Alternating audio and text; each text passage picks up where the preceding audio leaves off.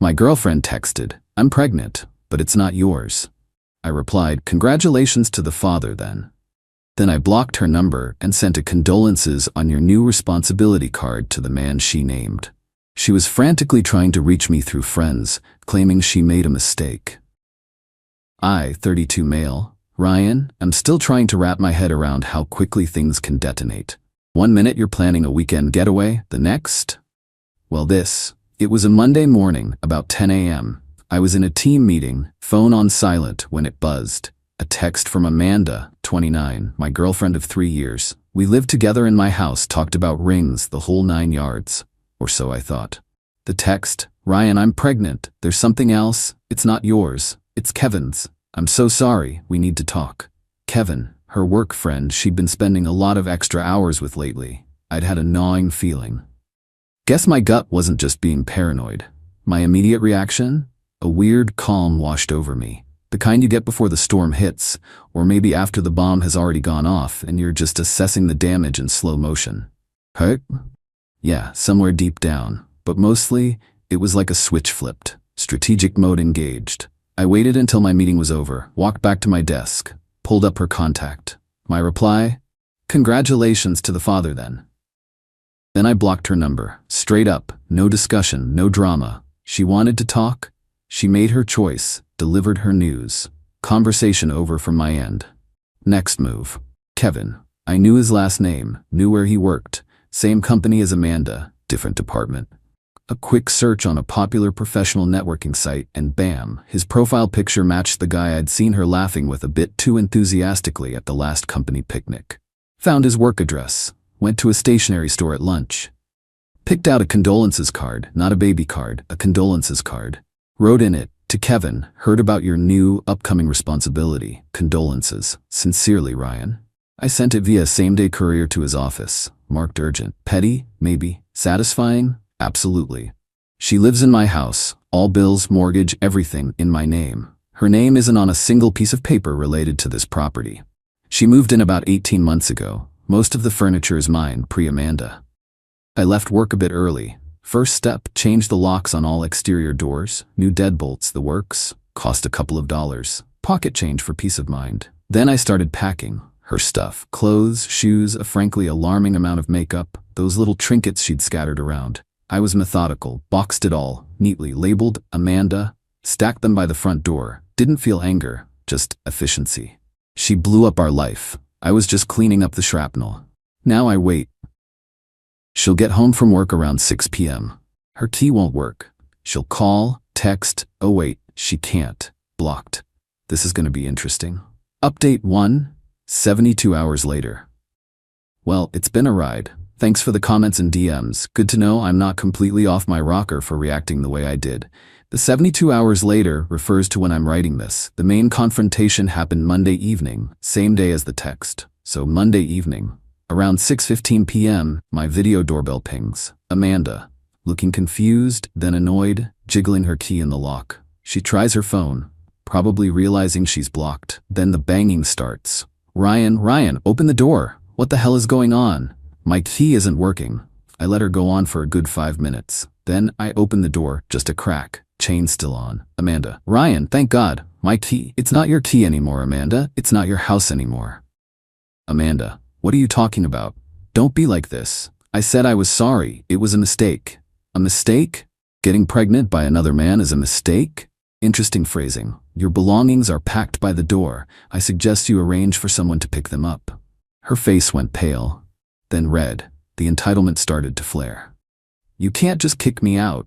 I live here. I have rights. Me. Actually, you don't. Your name isn't on the mortgage, the lease, or any utility bill. You were a guest, and your stay is over. The locks are changed.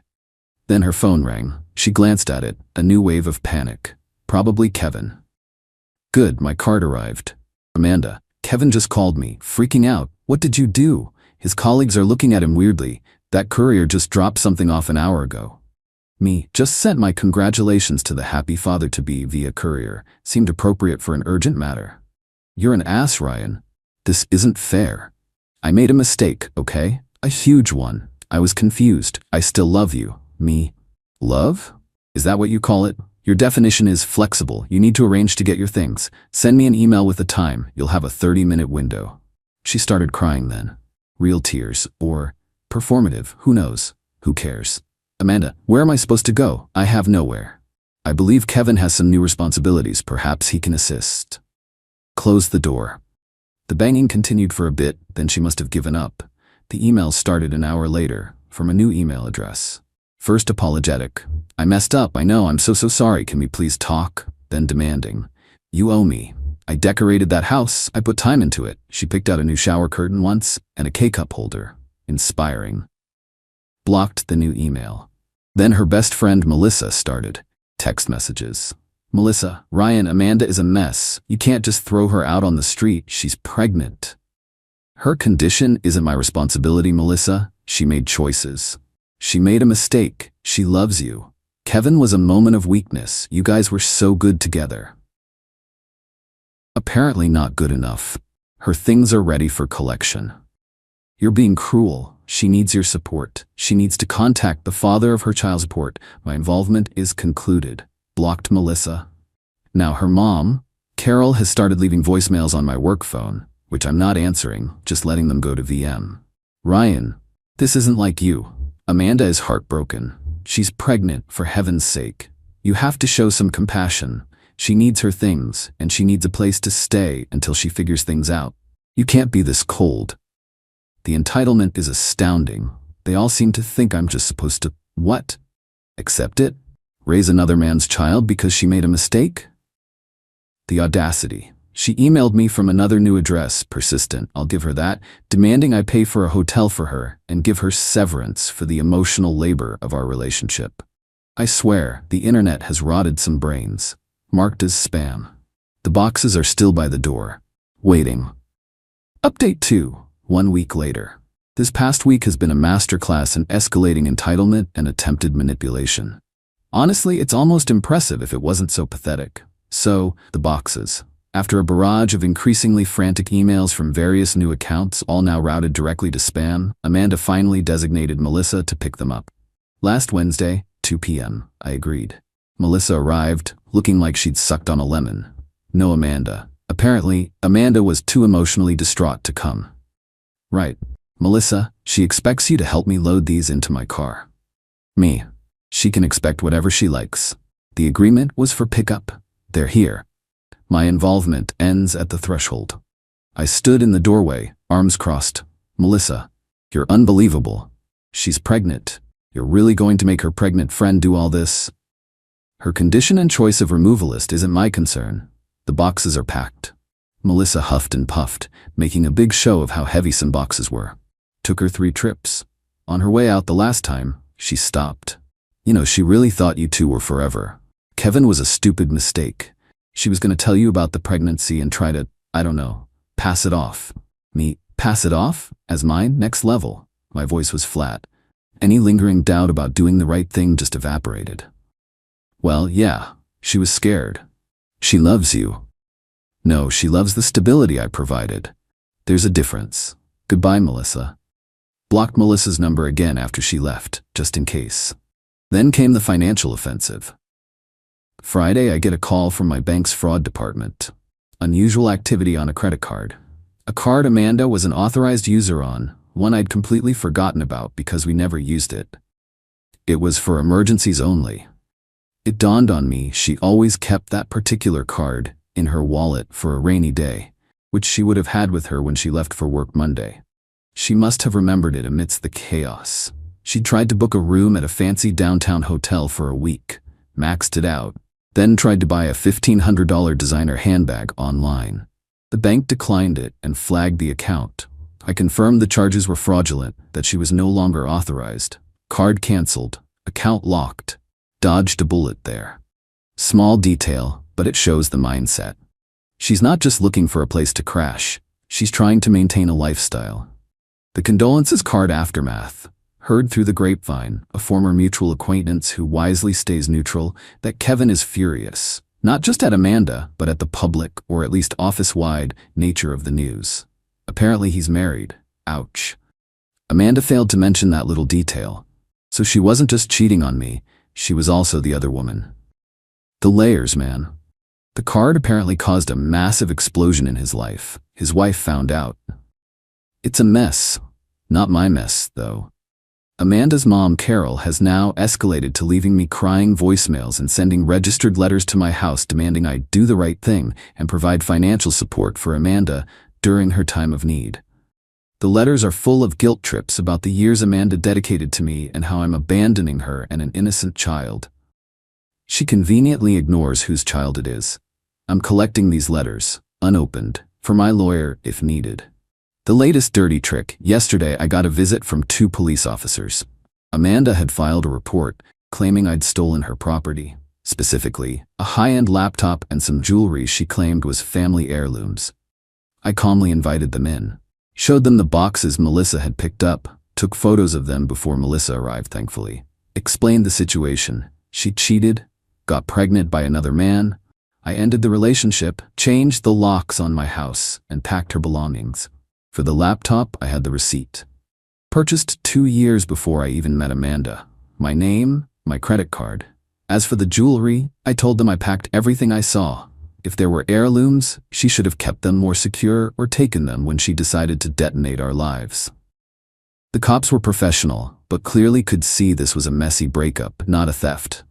They took my statement, looked unconvinced by her claims, and left. Pretty sure Amanda was hoping they'd force me to let her back in or give her money to make it go away. This isn't about a simple mistake anymore. This is a calculated campaign of entitlement and attempted extortion, supported by her enablers. They genuinely believe I'm obligated to clean up the mess she made with another man. My resolve is just hardening. This isn't just about the betrayal anymore. It's about refusing to be bullied. Final update. 2 months later. It's been a little over 2 months since D-Day, Detonation Day, as I now call it. The dust has mostly settled, and I figured it was time for a final chapter. The police visit was Amanda's last real attempt to directly pressure me. After the officers left unimpressed, I had my lawyer draft a very firm cease and desist letter.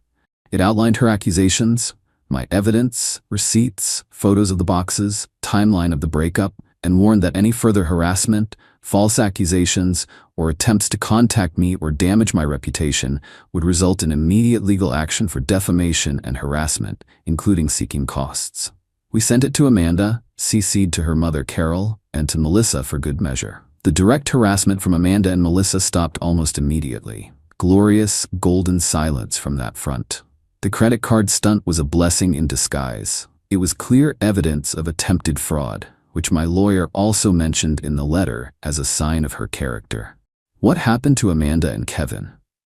From what I've pieced together from a couple of sources, people who know people, you know how it is, it's a dumpster fire. Kevin's wife, understandably, kicked him out. His career is apparently also taking a hit due to the office scandal. Nobody likes that kind of drama. He's apparently blaming Amanda for everything, claiming she misled him, which, to be fair, she probably did, just like she misled me. He's not exactly stepping up to be a doting father-to-be. Surprise, surprise. Last I heard, he's fighting against any financial responsibility, demanding paternity tests, the works. So much for their whirlwind romance. Amanda, according to these whispers, is a wreck. After Melissa couldn't house her long-term, apparently Amanda was a nightmare guest, expecting to be waited on hand and foot while contributing nothing. Color me shocked. And Carol realized I wasn't going to cough up any cash. Amanda had to move back in with her parents. She's apparently deeply unhappy, blaming me, blaming Kevin, blaming the world for her situation. Zero self-reflection. The entitlement is a permanent fixture. Her mother, Carol, however, tried one last-ditch, foolish effort a few weeks ago, despite being copied on the C&D. She called my office, got past the receptionist by claiming to be from my bank, and then launched into a tearful appeal when I picked up. Ryan, she's having a very difficult pregnancy. Kevin is being a monster. She's depressed. Don't you have any heart? Just a little something to help her get on her feet, for old time's sake? My reply was short and icy. Carol, your daughter's situation is not my concern. You were copied on a cease and desist letter from my attorney. Any further contact from you by any means will be considered a direct violation and will be met with legal action. Do you understand? There was a choked sound, then she hung up. That was when the true, complete silence began. The most satisfying part of all this? It wasn't some grand, complex revenge plot. It was simply holding my ground. I acted decisively, logically, and within my rights. She made her bed with another man, and now she's lying in it, alone. The natural consequences of her actions were the real justice. She thought she could have her cake and eat it too. She thought I was a doormat she could just confess to, cry a little, and I'd sigh and accept my fate as the cuckolded provider. She misjudged me, badly. The house is quiet now, cleaner. I've slowly started changing things around, making it fully mine again. It felt good to erase the last traces of her. The peace is incredible. I did get one final, indirect piece of fun. A mutual acquaintance whom Amanda had apparently tried to borrow a significant sum of money from and was swiftly rejected, told me Amanda had been complaining that the condolences on your new responsibility card I sent Kevin was the final nail in the coffin for any chance of him treating her decently. She said it made him look like a fool and hardened his stance against her. So, that little piece of petty strategic stationery, delivered with speed, it wasn't just a jab. It was a precisely aimed dart that helped ensure the responsibility landed squarely where it belonged, with Kevin and Amanda. They wanted me to absorb the consequences of their affair. Instead, they're both facing the full, messy reality of their choices. And that, my friends, is the best kind of justice. I'm moving on, a lot wiser, and with a much cleaner house. Good riddance.